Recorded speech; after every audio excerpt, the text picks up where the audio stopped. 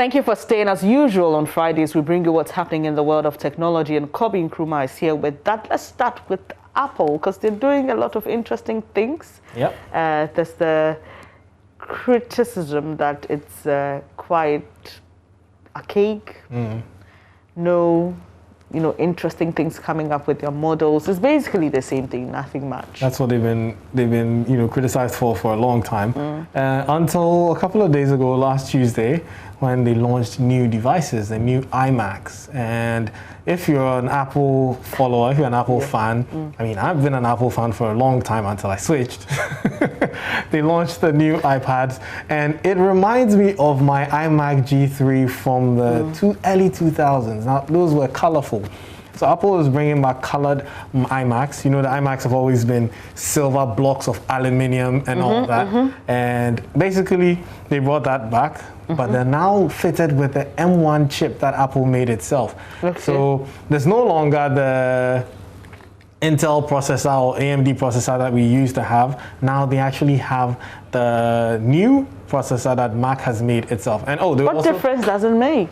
They're actually very powerful. Smartphones use what we call the system on chip. So the system on chip means that everything is put into that one chip. And that makes the computer more efficient, produces less heat, and you can fit that into a small machine like the MacBook Air and get the performance of like an Alienware. So it's like extremely powerful.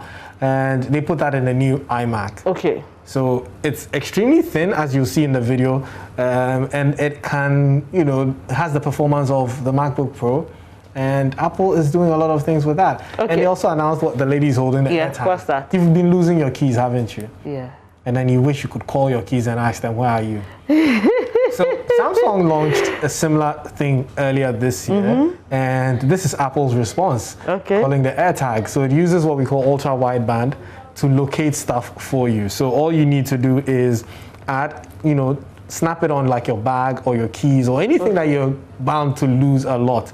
Once you go onto the app, it can tell you the exact location. Where it is. Oh my, I needed that sometime this week. See? Couldn't find my keys. So as you can see in the video, you can follow it around. And tell you where it is. You can even put it in your child's bag so you know where they are. Okay, so I mean, so it means it's one item per device. Per device, yeah. So you have to buy a pack.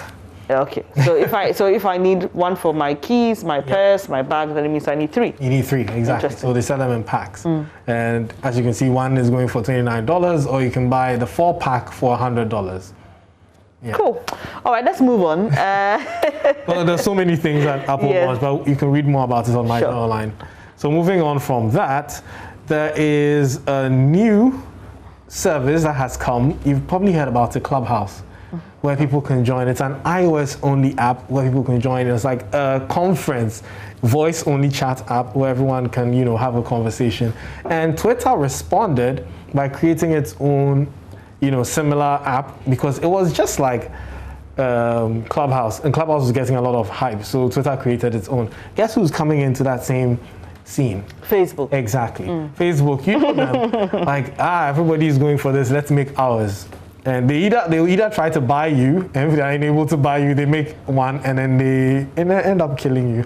So Facebook is creating its own Clubhouse-like app where people can join in and listen. So you can have like an audio conference, where everybody's in there. You're not chatting, you're not typing, you're actually chatting by voice. So you can go in and out. And it's great. I've joined one on Twitter a couple of times. Do you need an invite, like in the case of Yes, Zoom? in the case of Clubhouse, you need an invite. Okay. In the case of, so it depends on how you can make it open, or you can make it invitation only. So nobody comes in there and comes to disturb. Yes. But it's a budding market, and we think that it's going to blow, because people are enjoying that. People enjoying Clubhouse. Facebook is becoming something else. I don't know. Every other day, there's just something new that is taking, for me, the spirit of Facebook away. But hey, well, for you geeks, it's cool because we have to develop. Okay, so let's quickly wrap up. There's some interesting news about a startup making some money to help people who want to come into the US. Yes. Tell us more. So the startup is called Boundless, and it's a startup that helps people get, immigration into the US. And this has been a problem because people try to immigrate into the US and you have to fill a lot of forms, and you have to go through a lot of hurdles. over, and these people went through the same stress, and they thought to themselves, why don't we make this easy? I mean, software is fixing everything. So they came up with an app or a service that allows people to move to the US. So they have lawyers who are partners with a company that help you file for immigration. If it is a marriage green card you're looking for, you want to apply for US citizenship or naturalization, they help you. And they actually managed to raise $25 million in funding for this. It's very interesting, because who would have thought that immigration would have been a service that people would give and start making money from? I'm very impressed by it. All right, we'll have to leave it here. Thank you so much. Thank you for having me. Nkrumah is our tech guy. There's more tech news on myjoyonline.com. You can also follow him on Geek Squad every Tuesday on Joy 99.7 FM. But we're bringing you sports news. Do stay.